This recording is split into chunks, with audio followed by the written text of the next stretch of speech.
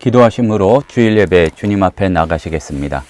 사랑의 하나님 아버지, 지난 한 주간 참으로 여러 가지 일들과 많은 사람들을 만나고 또한 행하는 중에 우리의 마음이 주의 전을 향하게 허락해 주시고 또한 이렇게 주님을 바라보며 예배할 수 있도록 인도하여 주시니 참으로 감사드립니다. 주님 홀로 영광 받아주시고 주님이 함께 계심으로 우리가 큰 힘과 위로와 기쁨을 얻는 시간 되도록 역사하여 주시옵소서. 예수님의 이름으로 기도드립니다. 아멘.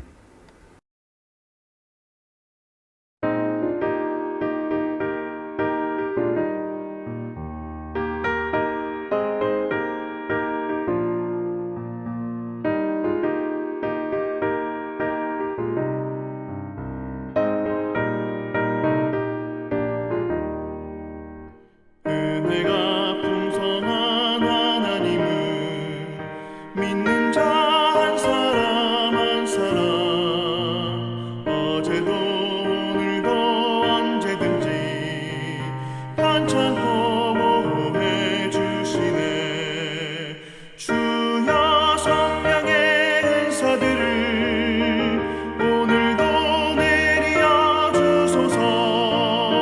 성령의 뜨거운 불길로서 오늘도 충만케 하소서. 정욕과 죄악에 물든 맘을 성령의 불길로 태우사. 정결케 하소서. 태우소서. 깨끗게 하여 주옵소서. 주여 성령의 은사들을 오늘도 내려 주소서. 성령의 뜨거운 불길로서 오늘도 충만케 하소서.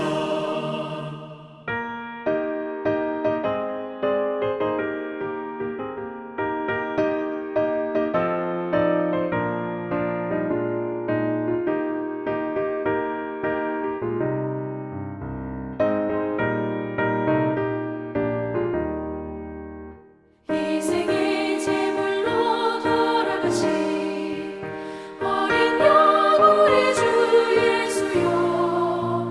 구속의 은혜를 내리시사 오늘도 구원해 주소서. 주여 성령의 은사들을 오늘도 내려 주소서. 성령의 뜨거운 불길로서 오늘도 충만케 하소서. 주님의 기쁘신 은혜만을 세상에 널리 전하리니 하늘의 능력과 권세로서 오늘도 입혀 주옵소서. 주여 성령의 은사들을 오늘도 내려 주소서. 성령의 뜨거운 불길로서 오늘도 충만케 하소서. 아멘.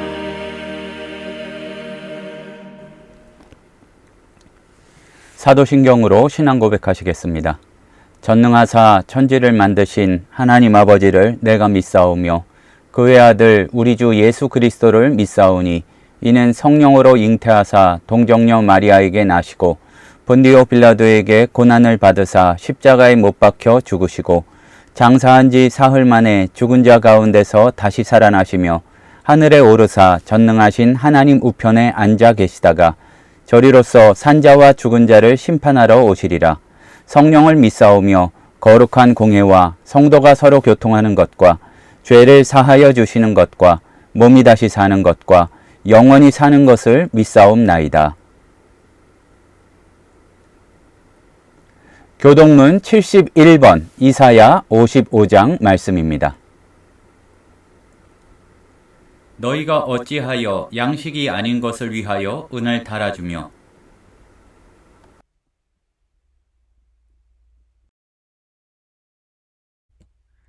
내게 듣고 들을지어다. 그리하면 너희가 좋은 것을 먹을 것이며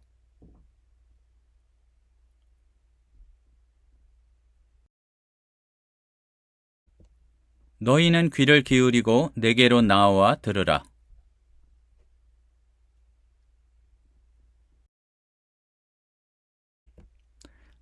내가 너희를 위하여 영원한 언약을 맺으리니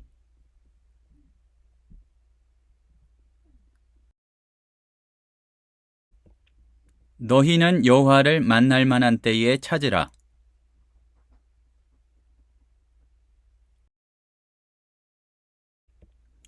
악인은 그의 길을, 불의한 자는 그의 생각을 버리고 여호와께로 돌아오라.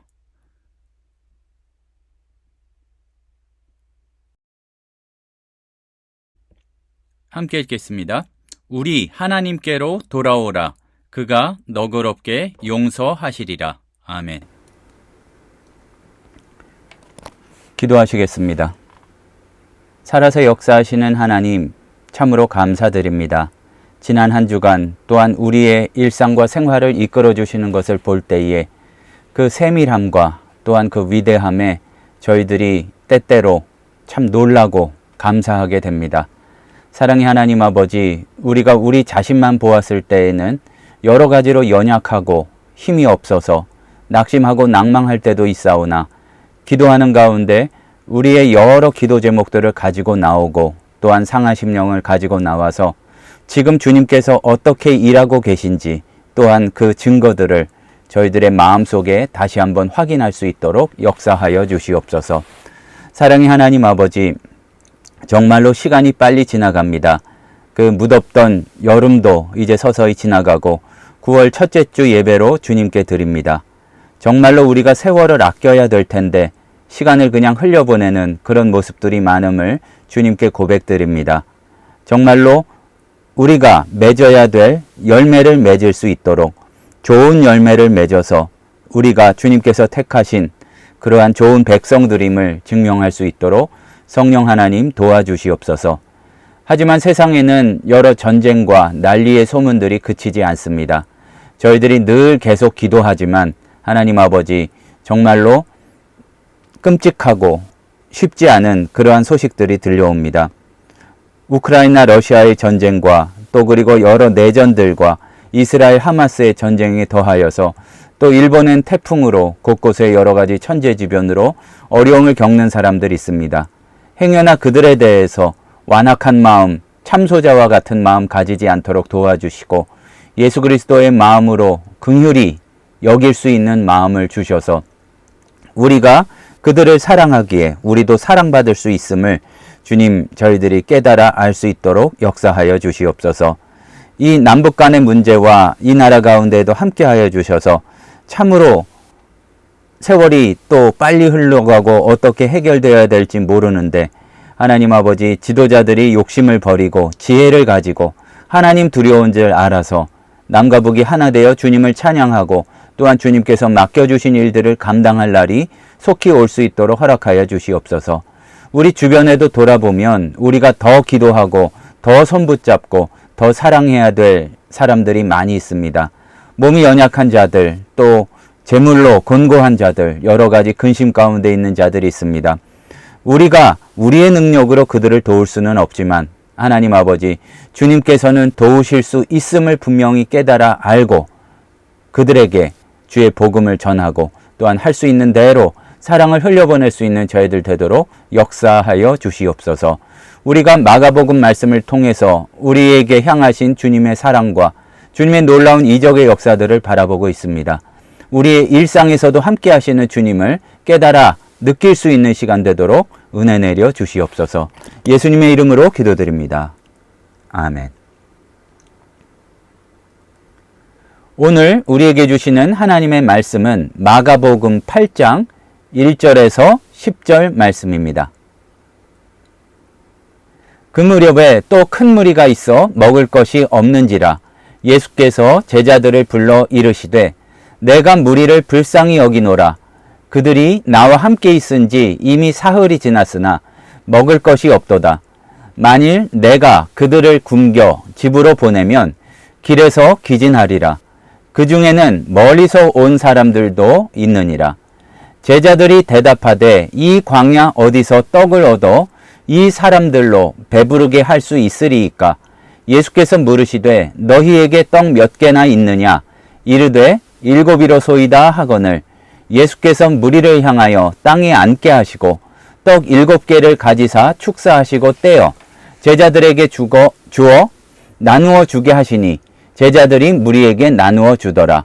또 작은 생선 2마리가 있는지라 이에 축복하시고 명하사 이것도 나누어 주게 하시니 배불리 먹고 남은 조각 7광주리를 거두었으며 사람은 약 4,000명이었더라. 예수께서 그들을 흩어보내시고 곧 제자들과 함께 배에 오르사 달마누다 지방으로 가시니라. 집에서나 교회 주일학교에서 아이들에게 선물이나 먹을 것을 나누어 줄 때 보면 재미있는 현상 하나가 있습니다. 좀 착한 아이들은 이렇게 먹을 것이나 선물을 줬을 때 너도 해 하고서 나눠주기를 좋아하는 반면에 조금 못됐다 그럴까요? 뭐 못된 것까진 아니고 아이들이니까 조금 고집이 센 아이들은 다른 아이들에게 나눠주는 것까지 자기가 가지려고 이렇게 하는 경우를 보게 됩니다. 그런데 어찌 보면 우리가 성경에서 볼 수 있는 유대인들의 태도나 또한 우리가 은혜를 받고 신앙생활을 하지만 그 가운데에 뭔가 아직 완벽하게 예수를 따르는 자로서의 준비가 되지 않은 우리들의 모습이 그와 비슷한 경우가 많은 것 같습니다. 우리가 살아가다 보면 자기의 부족함과 연약함을 깨닫게 되죠. 너무나 만나게 되는 일들이 많이 있으니까. 그래서 하나님의 은혜를 구하게 되고 그 은혜로 인하여 영원히 구원받을 뿐만 아니라 여러 상황 가운데에서도 또 이렇게 회복되고 구원받게 되는 역사를 체험하게 됩니다. 우리 신앙의 가장 근본적인 출발점입니다. 그런데 우리가 스스로를 잘 돌아보고 주의해야 될 점이 있는데 은혜를 받은 후에 우리의 태도가 정말로 내가 누구인지를 이렇게 증명하게 된다는 사실입니다. 굉장히 희한한 일인데 역설적으로 우리는 때때로 하나님의 은혜를 받고 구원받았다는 사실을 가지고도 교만에 빠지는 경우가 있습니다. 마치 우리가 특별해서 그 은혜를 받은 것처럼 착각을 하고 다른 사람을 멸시하는 참 희한한 태도인데 그러한 모습을 보일 때도 없지 않습니다. 우리가 앞에서 살펴보았던 바리새인과 세리의 비유에서 바리새인들이 드렸던 기도의 모습과 크게 다르지 않습니다. 자기 부족한 거 기도하면 되고 또 감사한 것이 있으면 진심으로 감사하면 되는데 이게 내가 이렇게 대단한 사람이고 그래서 감사한다는 사실을 다른 사람에게 보이고자 하는 그 모습이 바리새인들에게 있었죠. 이러한 태도는 우리가 받은 은혜를 뭔가 왜곡시키는 겁니다. 그리고 잠언에서 보면은 아주 쉽게 얘기를 해서 악한 사람을 패역한 사람이라 표현했는데 이게 뭔가 꼬부라진 사람이란 얘기거든요. 다시 말해서 이렇게 하나님께 직접 감사드리는 게 아니라 그 가운데에 자기를 어떤 증명하려고 하고 다른 사람을 공격하려고 하는 이중적인 마음이 있는 것이야말로 패역한 사람이요 마음이 꼬부라진 사람이라고 그렇게 할 수 있겠습니다. 우리가 받은 은혜는 너무나 당연한 이야기지만 공로나 자격 때문이 아니라 하나님의 무조건적인 사랑으로 인한 것임을 믿습니다. 그렇기 때문에 겸손한 마음으로 은혜를 기억하고 그거를 흘려보내는 삶을 살아야 되겠죠. 오늘도 예수님께서 이렇게 사람들을 긍휼히 여겨주셔서 사랑을 베푸시고 기적을 베푸신 사건입니다. 근데 가만히 들여다보면 우리가 지금까지 마가복음에서 살펴본 내용과 이어져서 우리가 은혜를 받은 자가 주님께 실질적으로도 여러 가지 필요를 얻은 자가 어떤 마음을 품어야 하는지를 잘 보여주는 그런 말씀입니다. 먼저 우리는 이스라엘 역사를 잠깐 돌아볼 필요가 있습니다. 이스라엘 백성은 출애굽 후에 광야에서 만나를 먹은 하나님의 백성이었습니다. 애굽 백성도 못 먹었고 또 그리고 다른데 이미 가나안 땅에 살고 있던 백성도 만나를 먹지는 못했습니다. 같이 따라오면 먹을 수 있었죠. 이스라엘 백성이 만나를 먹었다는 사실은 하나님께서 그들의 필요를 채워주시고 광야라 할지라도 돌보아 주신다는 놀라운 은혜의 표현이었습니다.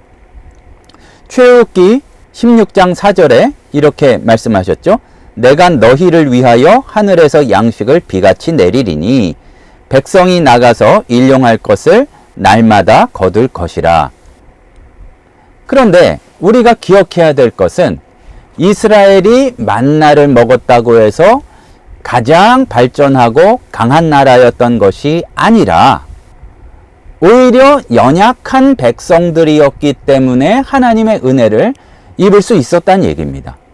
그런데 거기서 한 걸음 더 나가서 그랬으면은 스스로의 모습을 알고 원래 하나님께서 의도하신 대로 제사장 나라의 역할을 할 수가 있었어야 되는데 이스라엘 백성이 여전히 연약하고 불순종하는 모습을 보여주어서 하나님의 은혜는 우리의 능력이나 자격과 관계없이 하나님의 무조건적인 사랑으로 내려오는 것이라는 사실을 다시 한번 기억해야 함을 우리에게 일러줍니다. 이런 맥락에서 우리는 오늘의 사건은 오병이어가 아니죠. 칠병이어죠. 그러니까 그런데 더 유명한, 더 잘 알고 있는 오병이어의 기적을 먼저 바라보고 이어서 오늘의 말씀에 나오는 기적을 살펴보아야 할 것입니다. 오병이어 사건은 누가 뭐라고 그래도 구약의 만나를 상징하는 사건이었습니다. 보리떡 5개와 물고기 2마리로 5,000명을 먹이신 이 놀라운 이적은 또한 유대인들이 거주하는 지역에서 일어났고 그리고 그 이후의 그 상황을 볼 때에 이스라엘 백성들이 바로 이렇게 그 의미를 어느 정도는 알았기 때문에 자기들을 지도해줄, 그러나 하나님께서 원하시는 뜻대로가 아니죠. 예수님을 자기들이 원하는 대로의 왕으로 삼기 위해서 억지로 애를 썼던 것도 오병이어 사건에서도 볼 수가 있습니다.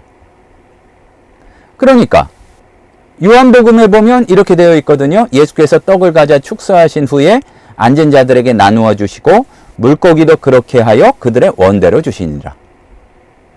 다 원하는 대로 가졌는데도 남은 거, 이게 어떻게 보면 지도자들의 꿈이잖아요.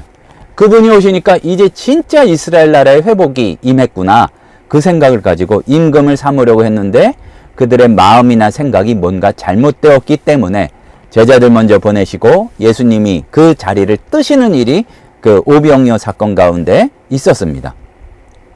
오병이어 사건은 이렇게 풍성한 공급과 더불어 예수님이 누구신지를 보여주는 중요한 사건이 있었는데, 그런데 우리가 주목해야 될 것은 이 기적이 일어난 후에, 기적을 보고 나니까 사람들이 예수님을 억지로 임금 삼으려 했다는 이야기입니다. 그러나 다시 한번 우리가 반복하지만 이거는 그들의 편협한 마음과 생각에서 비롯된 것이고 하나님께서 무엇을 원하시는지를 생각하지 못했어요. 쉽게 말해서 자기들만의 임금, 정치적인 메시아를 원했던 거지, 그래서 로마도 무찌르고 다른 민족들 사이에서 폼나게 살아보길 원했던 거지, 예수님의 진정한 정체성과 사명이 무엇인지를 오해했던 것이었습니다. 요한복음 6장 15절을 보니까 그러므로 예수께서 그들이 와서 자기를 억지로 붙들어 임금으로 삼으려는 줄 아시고 다시 혼자 산으로 떠나가셨다, 이렇게 기록이 되어 있습니다. 그냥 그 자리에서 임금 삼고 많이 따르는 사람들을 통해서 지휘하시면 하나님 나라를 더 빨리 더 강하게 선포할 수 있을 것 같은데, 예수님께서 이 무리들의, 사람들의, 유대인들의 의도를 아시고 이 자리를 피하신 것은 굉장히 중요한 의미가 있습니다. 뭐냐 하면은 우리들만, 은혜를 받은 것도 어떠한 다른 사람들 앞에 과시하는 교만의 증거로 삼는 우리들만 하나님의 백성이 아니라, 또 그리고 아쉬운 것은 그냥 단순히 육신의 필요만 채운다고 끝나는 것이 아니라 영적인 구원과 하나님 나라의 진정한 의미가 무엇인지를 가르치기 위해서 바로 주님께서 그 자리를 피하셨다는 얘기입니다. 우리도 지금껏 하나님의 은혜와 기적을 편협한 시각으로 또 아주 좁은 마음으로 해석하고 또 적용시키려는 경우가 참으로 많이 있습니다. 욕심과 필요에 따라서 하나님을 이용하려고 하고요. 참 고쳐야 되는데 최근까지도 우리의 교회들이 고치지 못하는 모습 가운데 무슨 천재지변만 일어나면 하나님의 심판이라고, 정상적인 예수님의 마음을 품은 사람이라면 그들을 안타까워하고 도와주는 쪽으로 생각해야 되는데, 아니 예수님 모르는 사람들이 많이 죽었으면 안타까운 일이잖아요. 예수님 알기 전에 죽었으니까.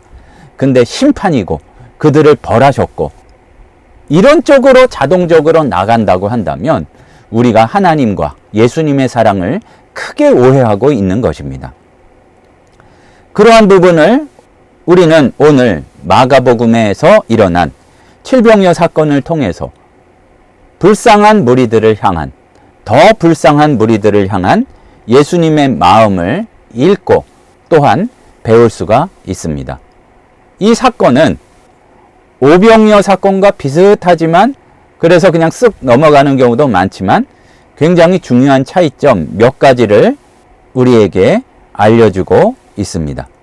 먼저 장소가 오병이어 사건과는 달리 지금 계속 수르보닉에 들어와시던 그쪽 들리셨다가 주로 이방인들이 사는 지역에서 일어났다는 얘기입니다. 또 그리고요, 이렇게 돼 있어요. 마가복음 8장 요 2절 부분 보면 나와 함께 있은지 이미 사흘이고 먹을 것이 없도다.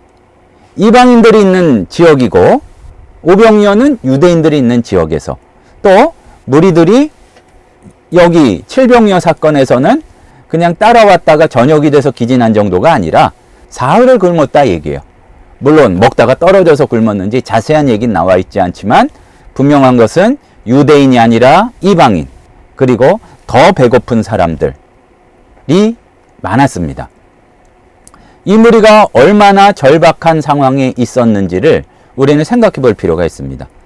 더 기진맥진한 상태에 사흘 동안 있으면서 예수님의 말씀을 듣기 위해서 자리를 떠나지 않았던 사람들이었다, 그 얘기입니다.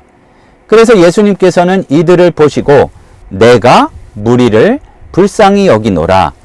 그러면 그 다음 우리가 또 제자들이 보여야 된 반응이 뭐겠어요? 예수님이 불쌍히 여기는 사람들이라면 우리도 불쌍히 여겨야죠.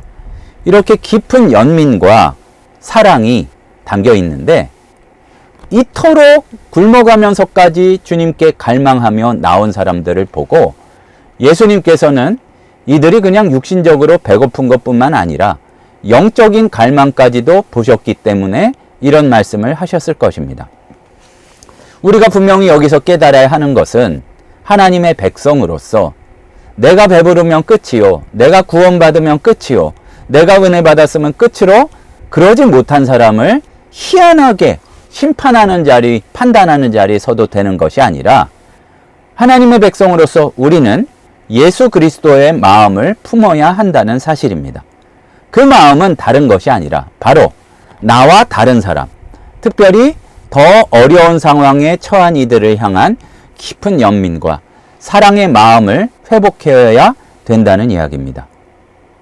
우리가 은혜를 받았다면 더 힘드니 더 기진한 사람들을 향해서 마음을 열어야 하는데 우리의 관심과 사랑이 편견 때문에 우리와 가까운 사람들에게만 고정이 되고 전 진짜로 필요한데 나와 좀 거리가 멀다고 해서 쉽사리 마음이 가지 않는 경우도 적지가 않습니다. 우리의 편견 때문에 간과하기 쉽고 지나치기 쉬운 사람에게도 우리가 마음을 흘려보내고 전할 수 있도록 깨어 있어야 할 것입니다. 이러한 자세는 그냥 성품이 그런 분이 있잖아요. 감정적으로 동정을 보내는 것과는 큰 차이가 있습니다. 불쌍히 하고 끝나려는 얘기가 아니죠. 실질적인 우리의 실천과 행동으로 이어져야 하는데, 예수님께서 그들을 불쌍히 여기신 것에 그치지 않고 실제로 먹이신 것처럼 우리의 구체적인 손과 발의 행동으로 드러나야 한다는 이야기입니다. 야고보서 2장 14절에서 16절 말씀을 보면, 내 형제들아, 만일 사람이 믿음이 있노라고 행함이 없으면 무슨 이익이 있으리요? 그 믿음이 능히 자기를 구원하겠느냐? 만일 형제나 자매가 헐벗고 일용할 양식이 없는데 너희 중에 누구든지 그에게 이르되 평안히 가라, 덥게 하라, 배부르게 하며 쓸 것을 주지 않으면 무슨 이익이 있으리요? 말은 잘해요. 마음은 막 이렇게 눈물도 흘리고 그런 걸 품어요. 그러나 아무것도 자기의 것을 나눠주지 못한다면 그게 어찌 진정한 하나님의 백성의 모습이라고 할 수 있겠냐는 얘기입니다.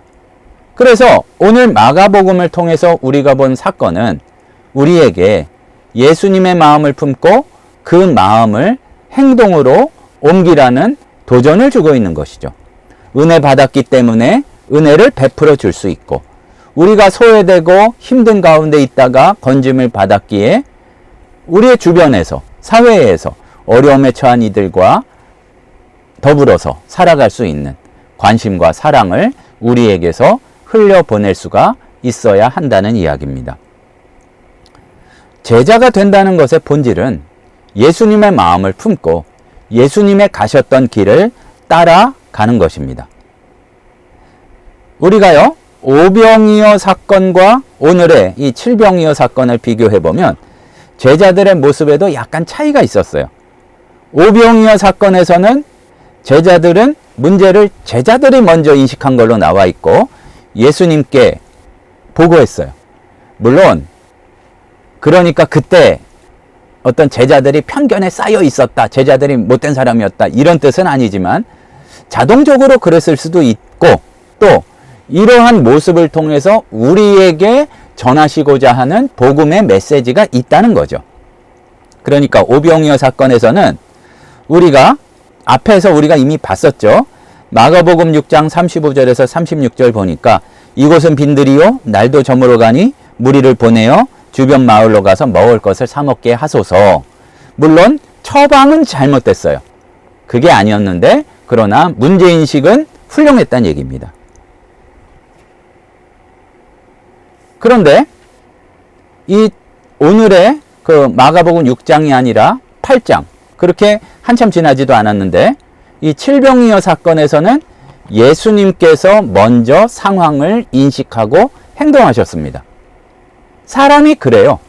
자기에게 가까울수록 문제를 더 강하게 느끼고 잘 알 수밖에 없어요. 아마 유대인들이 주로 있던 지방이라 이 제자들을 잘 아는 사람들도 그 가운데 있었을 수 있겠죠. 그러니까 배고파 어떻게 좀 해봐, 뭐 성경에 나와 있지 않지만 그런 이야기를 들을 수 있었겠죠. 하지만 우리가 예수를 믿기 때문에 회개해야 되는 것은, 마음을 바꿔야 하는 것은 내게 가깝기 때문에, 내게 이야기했기 때문에 그 사람들만 안타까이 여기는 것이 아니라 예수님이 누구를 안타까이 여기시는지를 분명히 알아야 한다는 얘기입니다.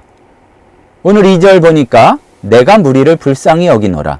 그들이 나와 함께 있은지 이미 사흘이 지났으나 먹을 것이 없도다. 이러한 예수님의 마음을 배우고 세상을 바라보아야 한다는 얘기입니다. 굉장히 중요한 말씀입니다. 단지 문제를 인식하고 이렇게 말씀드리는 수동적인 관찰자도 훌륭하지만 예수님의 마음을 품고 세상을 바라보며 이제는 성경을 우리에게 주셨으니까 예수의 마음으로 행동하는, 예수님과 더불어 실천하는 중요한 일들을 감당하는 작은 예수들이 되어야 한다는 얘기입니다. 예수님을 따르는 제자로서 예수님이라면 이 상황에서 어떻게 하셨을까? 우리가 조금 더 성령 충만한 사람이 되면 논리적으로 생각할 필요도 없이 마음이 그쪽으로 동하는 그러한 사람들이 예수의 제자라는 얘기입니다. 단순히 생각에 그치는 것이 아니라 실천으로 그렇게 행하게 되어야 한다는 얘기죠. 주변에 어려움에 처한 이웃이 있다면 아이고 안타까워, 마치 TV 보면서 눈물 흘리듯이 그렇게 그치는 것이 아니라 실제로 내가 할 수 있는 대로 도움의 손길을 내밀어야 된다는 얘기입니다. 요한일서에서 사도 요한은 자녀들아, 우리가 말과 혀로만 사랑하지 말고 행함과 진실함으로 하자, 이렇게 얘기하셨습니다. 그러니까 말은 잘해요. 세상이 다 알아요. 예수 믿는 사람들이 말 잘하는 거. 하지만 그것이 구체적인 행동과 또한 실천으로 모습을 보여야 한다는 얘기입니다. 그때에 우리가 진정한 의미에서 저기에 예수 믿는 사람이구나, 저기에 예수님이 계시구나 하고서 그리스도의 향기를 전할 수 있다는 얘기입니다. 먼저 우리가 진짜 곤고하고 우리도 힘들어서 다른 것을 할 여력이 없다면 기도부터 시작해야죠. 먼저 마음에 와닿지도 않는데 너무 멀리부터 시작할 필요도 없습니다. 가까운 이들, 사랑하는 이들, 예수 안 믿어도 기도할 것 같은 이들부터 가족, 친구, 또 그리고 우리의 공동체를 위해서 기도하는 것. 근데 중요한 거는 기도해야지 그래서 그냥 의견으로 인정하는 게 아니라 실제로 기도하고 인정해야, 기도로 실제로 기도하고 그렇게 아뢰어야 되는데, 이미 사랑의 관계가 형성된 곳에서 기도를 하다 보면 더 사랑하게 되고 하나님의 세미하고 위대한 역사까지를 다 체험하게 됩니다. 그런데 여기에서 멈추는 것이 아니라 예수 때문에, 예수님 때문에 내가 자격이 없는데 그 사랑과 은혜를 받았기 때문에 그 기도의 지경도 넓어져야 한다는 이야기죠. 자녀를 위해서는 예수 안 믿는 사람들도 다 기도하고 기도하는 마음을 가지고 있습니다. 그러나 나의 자녀가 아닌 아이들을 위해서도, 또 그리고 세상에서 기도해 줄 사람이 없는 이들을 위해서도, 사랑해 줄 사람도 없고 그렇게 소외된 이들을 향한 예수 그리스도의 마음을 우리가 품어야 된다는 얘기입니다. 기억하실 것입니다. 우리가 마가복음에서 다 살펴보았던 일입니다. 야이로의 딸은 그를 위해서 기도해 줄 아빠가 있었지만 어느 누구도 도와줄 사람 없이 괴로움만 당해서 가만히 옷깃을 붙잡았던 혈루병 여인을 예수님은 딸이라고 부르셨습니다. 또 그리고 우리 직전에는 그야말로 무시를 당하면서 자기 딸을 위해서 이렇게 나왔던 수로보르니게 여인도 그렇게 당시 사회에서 소외된 사람들을 향한 예수님의 특별한 관심을 보여줍니다. 이를 통해서 우리에게 말씀하시고자 하는 바는 우리의 관심이나 기도가 우리의 가까운 사람들에게만 머물러서는 안 되고 찾아다니는 예수 그리스도의 마음을 품고 소외된 이들을 알아볼 수 있어야 한다는 이야기입니다. 하나님의 세상을 이처럼 사랑하사라고 그랬는데 세상이 우리가 아는 사람들 뿐이겠습니까? 주님이 사랑하시는 세상은 그렇게 좁지 않습니다. 그래서 우리는 의도적으로 일부러라도 기도의 대상을 확장해야 될 것입니다. 사회에서 소외된 이들, 빈곤하신 분들, 아픈 사람들, 또 그리고 나라를 잃어버린 난민들, 또 그런 이들을 위해서 우리가 간구할 수 있어야 할 것입니다. 예수님께서는 십자가 위에서 그 자신을 위해서 못 박는 자들을 위해서까지 기도하셨잖아요. 우리가 참 쉽지 않은 것이지만 우리를 미워하는 사람들, 또 의견이 다른 사람들, 해를 끼친 사람들을 위해서도 참 쉽지 않지만 우리의 모든 마음을 주님 앞에 쏟아 놓으며 기도하는 훈련이 필요하고, 그러다 보면 성령님께서는 우리의 마음을 변화시키시는 놀라운 역사들을 이루고야 마실 것입니다.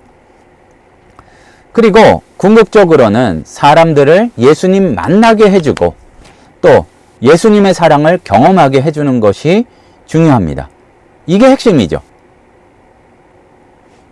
너희는 가서 모든 민족을, 마음에 드는 사람을 네가 할 수 있는 사람들만이 아니라 뭐 할 수 있는 사람의 범주 안에 있겠지만 내가 이 줄을 긋고 이 사람은 이래서 안 되고 이 사람은 마음에 안 들고 그렇게 구분하는 게 아니라 모든 민족을 제자로 삼아서 세례 베풀고 모든 말씀하신 것들을 가르쳐 지키게 하는 것이 우리가 지켜야 될 예수님의 명령입니다. 영적으로 인도한다는 것은 진정한 삶의 목적을 발견하고 하나님의 뜻을 살아가도록 그렇게 돕는 것을 의미하는데, 또한 그렇게 하면서 우리가 우리 삶에 대한 목적도 발견할 수가 있습니다. 그런데 동시에 다시 오늘 말씀을 돌아와서 봐도 그렇고요. 그냥 영적인 것만 얘기하다 보면 도리어 우리가 책임을 다하지 못할 수가 있습니다.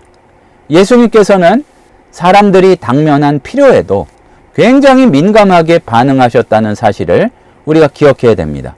배고픈 자를 먹이고 아픈 자를 치유하고 그거가 굉장히 시급하고 중요하다는 얘기죠.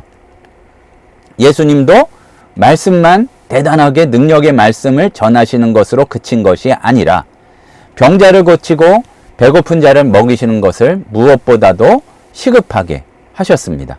그러니까 영적인 필요만이 아니라 물질적인 필요에도 관심을 가지셨다는 이야기입니다. 야고보서에 이런 말씀이 있죠. 만일 형제나 자매가 헐벗고 일용할 양식이 없는데 너희 중에 누구든지 평안히 가라, 덥게 하라, 배부르게 하면서 쓸 거를 주지 않으면 무슨 소용이 있겠느냐, 그렇게 말씀하셨습니다. 복음이 빠지면 안 되죠. 그러면 그냥 자선사업이죠. 실질적인 필요를 채워주되 복음이 빠지면 안 되지만 복음을 전한다는 핑계로 인색하게 실질적인 필요는 아무것도 돕지 않는다면 그것이 더 큰 문제라는 얘기입니다. 여기에서 다시 한번 점검해야 될 것이 신앙이 없는 사람들의 고통을 나 스스로는 굉장히 하나님께서 기뻐하실 만한 사람이라고 착각하면서 신앙이 없다고 해서 멋대로 판단하거나 손가락질하는 잘못을 범해서는 안 됩니다. 그들이 하나님을 믿지 않아서 이런 고통을 겪는 것이다. 헌금을 많이 드려야 되는데 그러지 못해서 겪는 것이다. 너무나도 정확한 이유들은 머릿속에 자동으로 생각해내요. 하지만 예수님의 마음은 그런 것이 아니라 신앙의 유무와 상관없이 오늘 말씀이 보여주는 게 그거예요.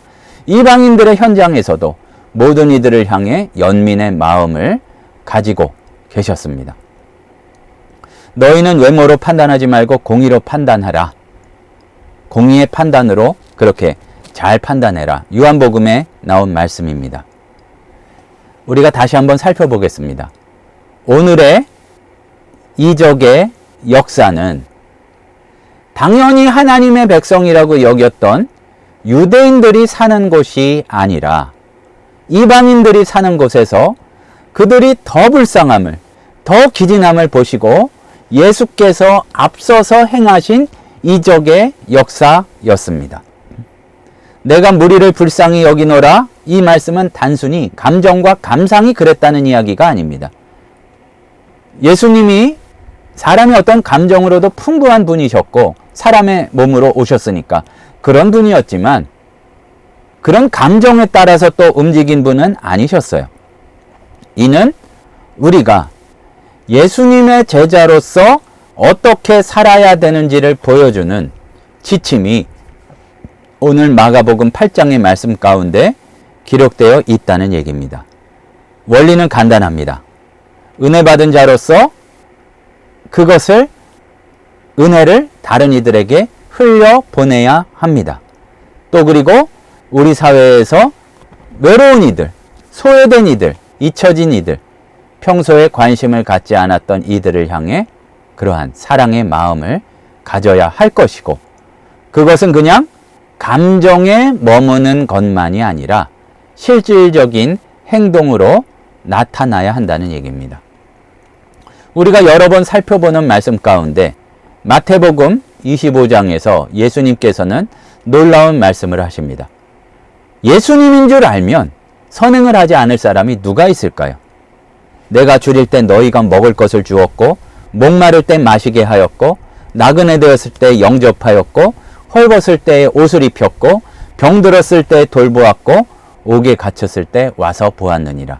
그렇게 한 게 예수님을 똑같이 한 것으로 예수님께서 여겨주신다는 얘기죠.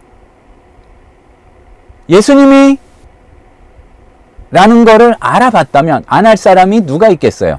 하지만 배고픈 사람 먹이지 않고, 아픈 사람 돌아보지 않고, 억울하게 갇힌 사람 이렇게 편들어주지 않은 것, 그게 예수님을 굶기고 예수님을 아프게 내버려두고 예수님을 억울하게 내버려두는 것과 똑같은 이야기라는 얘기입니다. 예수님의 마음과 행동을 가지는 것이 진정으로 예수님을 따르는 제자들이 되는 길입니다. 이게 그렇게 해야지 하는 율법적인 의무가 아니라 우리가 받은 은혜를 진정으로 잘 받았다면 자연스러운 반응으로 그렇게 나오게 된다는 얘기입니다.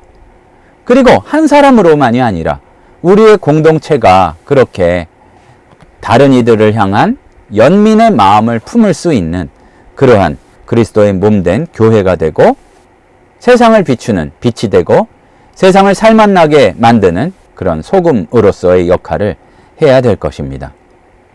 성도 여러분, 내가 그럴 만한 자격이 있어서 선택받은 백성이라서 받는 은혜가 있습니다. 그러나 내가 선택받은 백성이라면 자연스럽게 더 불쌍한 이들, 사흘 굶은 이들,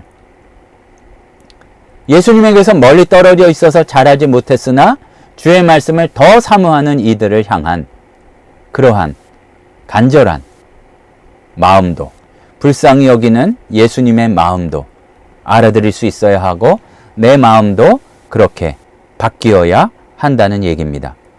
우리가 받은 은혜를 기억하며 돌아보면 감사한 게 얼마나 많아요. 그거를 흘려보내지 말고, 그러니까 그냥 이렇게 우리의 삶에서 다른 사람에게로 흘러가도록 해야지 쉽사리 날려버리지 말고, 은혜로 인하여 다른 이들을 사랑하는, 그리고 사랑하고 섬기는 그러한 삶을 우리가 살게 되기를 소원합니다. 그러한 예수님 닮은 우리를 통해 이 세상에는 하나님 나라가 덜 넓어지고 확장될 것입니다.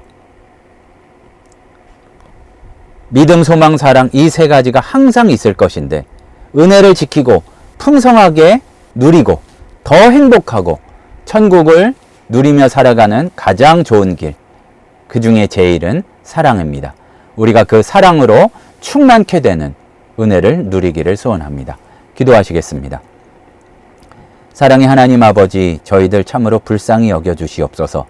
은혜를 받고서도 더 인색하여지며, 사랑과 용서를 받고서도 다른 사람에게 대해서는 완악하게 판단하는 자로 설 때가 많았음을 주님께 고백드립니다. 예수님의 마음을 품고 세상을 주님의 나라, 하나님의 나라로, 사랑의 나라로 변화시킬 수 있는 도구로 쓰임받을 수 있는 저희들 되도록 인도하여 주시옵소서. 예수님의 이름으로 기도드립니다. 아멘.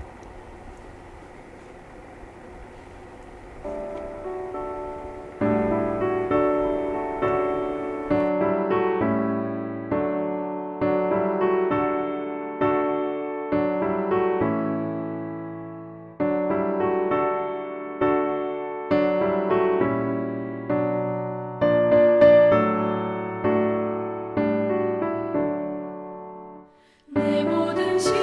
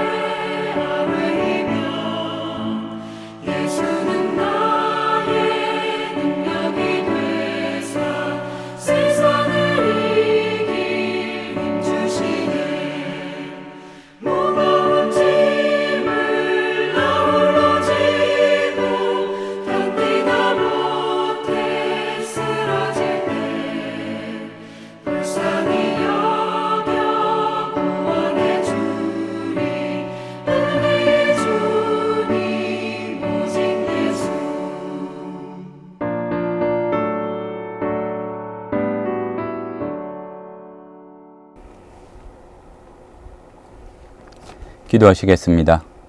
사랑의 하나님 아버지, 우리는 은혜를 받았으면서도, 사랑을 그토록 받았으면서도 다른 사람을 향해서는 인색하고 날카롭고 심판에만 앞장서는 우리들의 마음이 있었음을 주님께 고백드립니다.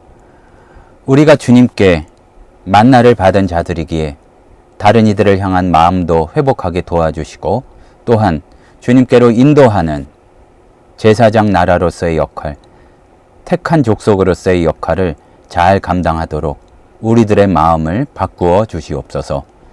지금은 우리 주 예수 그리스도의 은혜와 하나님 아버지의 크신 사랑하심과 성령님의 충만히 인도하시는 은혜의 역사가 주님의 제자로서 주님의 마음을 품고 세상을 하나님의 나라로 점점점 변화시키는 역할을 감당하기를 소원하는 하늘샘 성도들 머리 위에 이제로부터 영원토록 함께 있을지어다. 아멘.